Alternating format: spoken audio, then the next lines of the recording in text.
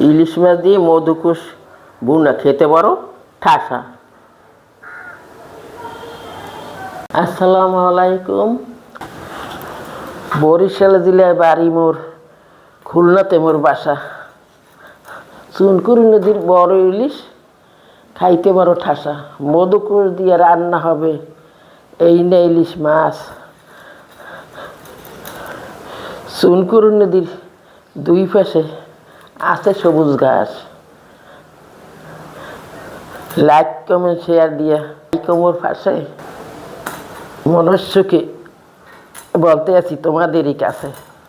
সুন্দরবন আমাদের দেশের বিখ্যাত বন, বিশ্বের ভিতরে। সুন্দরবনের খুলনাতে থাকা বড় ভাগ্যের ব্যাপার। বড় ইলিশ মাছ আমার কাটা হয়ে গেছে। ছোটবেলা পর্যন্ত জানিয়েছি দুন দুই গাছে হয়েছে কত গ্রামে থাকতে। এখন এবার বরিশালে গেছি, উজিপুর বাজার বিক্রি করে আর বলতে আছে যে মধুকুশ নেবেননি, মধুকুশ মধুকুশ এইটার নাম হইল হান মধুকুশ। মধুকুশ দিয়ে আমি বড় ইলিশ বুনো করব। এইভাবে আমি ছুলে নেব গেরেটা দিয়ে। অনেক কথা বললে হলে তোমরা কেউ কিছু মনে করো না আবেগে। মাছ ছোট না বড় এটা কোনো বিষয় না, মানুষ গরিব না ধনী এটাও কোনো বিষয় না। আল্লাহ সৃষ্টি জীব সব সম্মান করতে হইবে সবাইরই।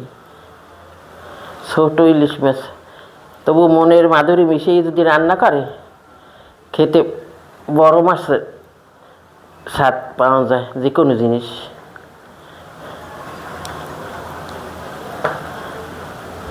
এইভাবে আমি কেসে দেবো টুকটুকু দিয়ে, এর মধ্যে একটা ফালি দিয়ে দিলাম। তোমরা বলতে পারো মুরব্বী মানুষই ভিডিও করে ই করে, কিন্তু আমি একা থাকি তো, তোমাদের পাশে থাকলে আমার ভালো লাগে। একটু ভিডিও করি, এডিট করি, সংসারের কাজ সামলাই, নামাজ পড়ি উক্ত মতন, আল্লাহ চাইলে কোরআন তেলাওয়াত করি। সবাই আমার জন্য দোয়া করবে, তোমাদের জন্য আমি দোয়া করব। মাছটা আমি ধুয়ে নিছি, হ্যাঁ লবণ হলুদ দিয়ে মাছটা একটু ভেজে দেবো।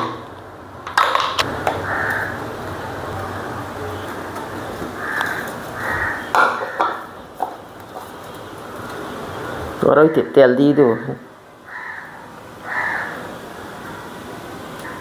খুলনা জেলা বড় বিখ্যাত হয়েছে যে খান জাহান আলীর মাজার, 60 নম্বর মসজিদ আল্লাহ পাকে দান করছে বাংলাদেশে। এই জন্য আমরা হাজার হাজার শুকরিয়া আদায় করি আল্লাহর দরবারে।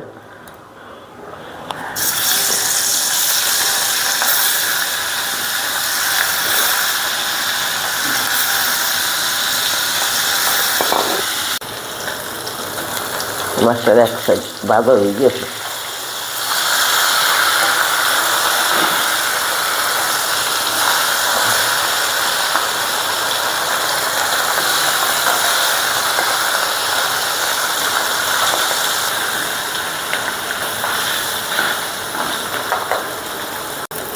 মাছটা ভাজা হয়ে গেছে, এটা এখন আমি এক সাইডে তুলে রাখুন। দিয়ে দেবো কয়েকটা কাঁচামরিচ ফালি করে, পেস্ট কিছু কাঁচামরিচ পেস্টে আমি একটু হালকা ভেজে নেব। ইলিশ মাছে বাড়িয়েও দেওয়া যায়, আর এইভাবে তেলে হালকা ভেজে নিলেও নরম হয়ে গেলে মশলা দিয়ে কষাই না, তাহলে পেস্টে গলে যায়।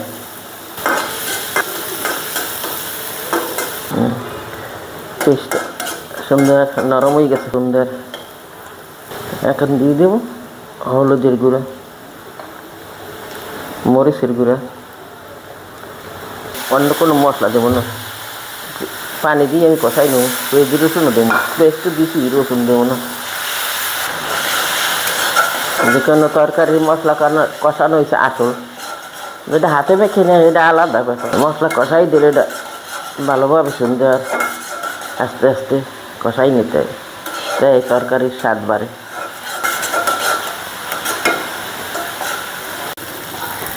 মশলা কষানো হয়ে গেছে, তেল ছাড়িয়ে দিচ্ছে, কত সুন্দর।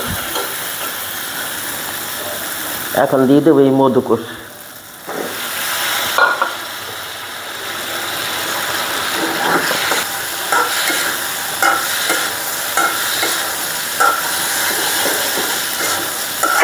সবটাইতে এই যে পানি বেরিয়ে বেশি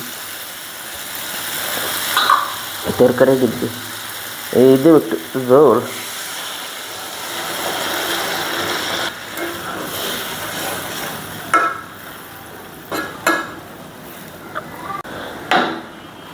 দিয়ে দেবো মাছ, ফ্লেভারের জন্য দুটো কাঁচামরিচ। মাছটা ছোট হইলে সুন্দর ঘেরান আছে। সোনপুরি নদী বলছি, পদ্মা নদীর ঘেরা নাই।